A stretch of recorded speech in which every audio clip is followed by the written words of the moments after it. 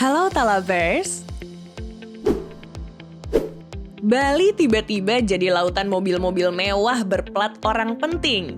800 unit lebih mobil listrik yang disediakan negara plus mobil-mobil yang dibawa sendiri sama negara masing-masing membanjiri Pulau Dewata.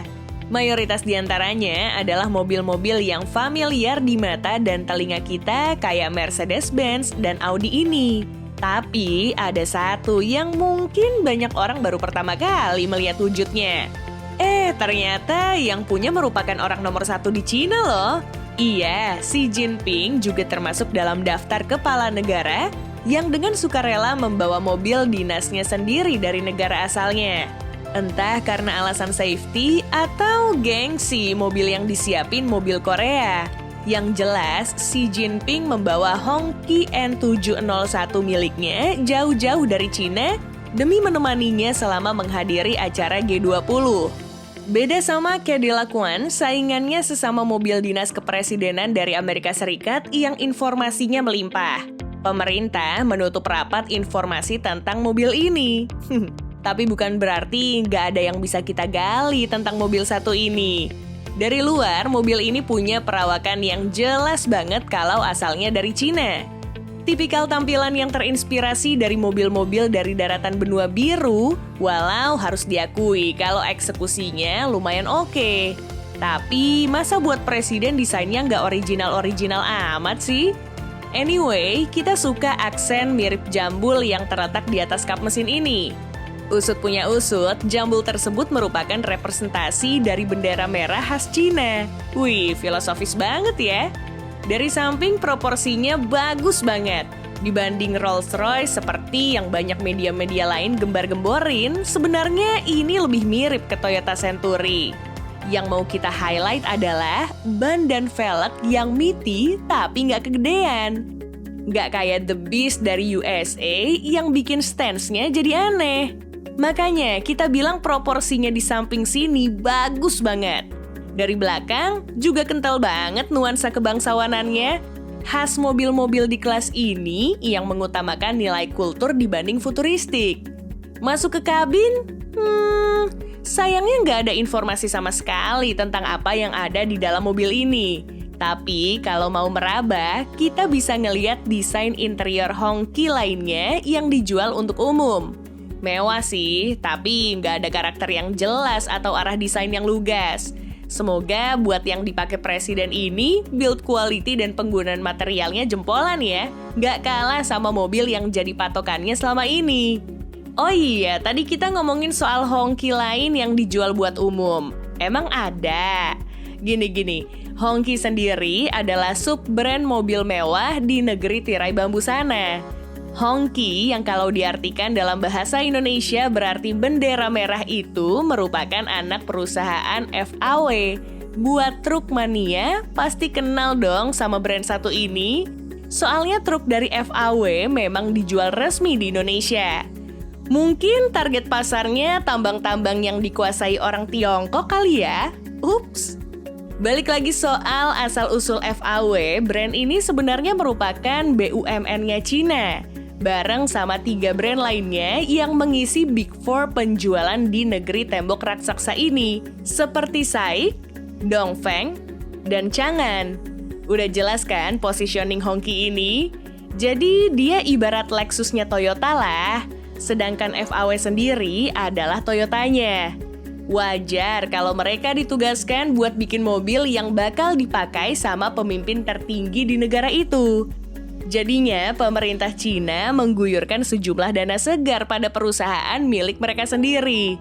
Sayang, nggak diketahui secara pasti jumlah anggaran yang mereka kucurkan buat mobil ini. Yang jelas, Hongqi atas nama FAW ditunjuk buat bikin mobil presiden bukan tanpa dasar. Soalnya, ini bukan kali pertama mereka mencurahkan segala sumber daya mereka, baik secara desain maupun teknologi sebagai persembahan untuk sang pemimpin negara. Sebelumnya mereka udah pernah bikin mobil ini. Ada yang ngeh nggak bentuknya mirip apa? Iya, Chevrolet Bel Air yang keluar di tahun 60-an silam. Di sini mungkin kamu mikir kalau mobil yang namanya Hongqi L5 ini merupakan produk zaman purbakala. Well, ternyata enggak. Hongqi L5 diproduksi mulai tahun 2014. Hah? 2014? Yang bener aja. Iya, kita nggak lagi bercanda kok. Mobil ini memang baru dirilis tahun 2014 lalu dan dipakai selama 8 tahun. Ya mungkin memang konsep desainnya yang agak retroish gitu. Tapi beda sama Century yang masih mempertahankan presensi aslinya sejak dulu, tapi sukses buat nggak kelihatan kuno. L5 ini malah sebaliknya. Orang awam juga kalau dihadapin sama Century yang masih mengotak dan tetap memegang teguh ciri khasnya, pasti masih bisa nebak kalau sebenarnya ini mobil modern berbaju kuno. Tapi L5 ini, sorry to say, enggak. Somehow, Hongqi N701 ini jadi tampak jauh lebih keterima di mata setelah ngelihat pendahulunya. Untungnya si L5 tadi masa baktinya lebih pendek, cuma sampai bulan Juli tahun 2022 ini. Jadi Hongqi N701 yang namanya ribet buat diucapin ini mobil baru toh. Mungkin ini alasan kenapa mobil ini informasinya belum banyak beredar. Walau begitu, kita berani mastiin kalau mobil ini seenggaknya udah dilapisin sama material bulletproof, entah itu di bodi atau di kacanya.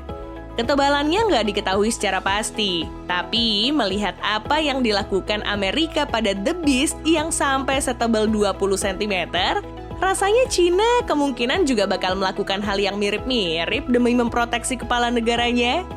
Urusan mesin juga nggak ada yang tahu pasti, tapi melihat line-up lain dari Hongqi yang bermesin raksasa kayak LS7, mungkin opsi 4000cc V8 turbo ini bisa jadi juga ikut dibenamkan di balik kap mesinnya. Wajar dong, tenaga 360 horsepower dan torsi 550 Nm dibutuhin banget buat menghela bobot berat dan memutar keempat rodanya. Nah, ngomongin soal roda, kita yakin banget kalau mobil ini dilengkapi dengan ban run flat tire yang bisa tetap jalan, bahkan tanpa ada udara di dalamnya. Semacam fitur wajib bagi mobil yang dinaiki sama kepala negara sekelas Cina. Kalau di luar itu, baru deh kita nggak bisa mastiin apa-apa saja fitur keselamatan lain yang bisa disematkan mobil ini. Misal kayak tabung oksigen buat menyuplai udara segar ke dalam kabin, atau cadangan kantong darah yang sesuai dengan golongan darah sang presiden. Eits, jangan pikir buat nemuin sendiri ya. Soalnya buat ketemu mobilnya aja susah. 1, buat ke Cina itu jauh. 2, sekalipun kamu punya duit dan waktu buat kesana, nemuin mobil ini nggak kayak nyari Avanza atau Brio di sini.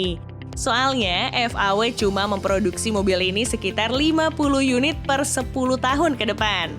3, sekalipun ketemu, kamu nggak bisa ujuk-ujuk buat naik dan eksplor mobil ini kayak lagi di pameran. Bisa-bisa kena sikat lagi sama pas pampresnya.